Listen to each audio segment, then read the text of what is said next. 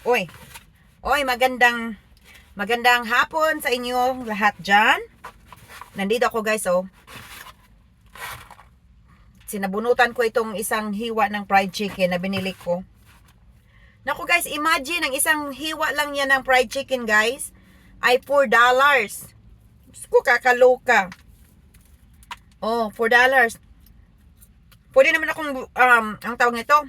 At saka hindi pa masyadong maalat. Kaya, ako palagi may baong asin. Ako asin palagi baon. O, di ba guys? Ayan. So, may coffee rin ako dito. Isa pa. Ito naman ay aking dessert. Mukbang tayo dito sa kotse. Nag-break muna ako guys kasi may another wara-wara na naman ako puntahan. So, kain tayo guys, oh.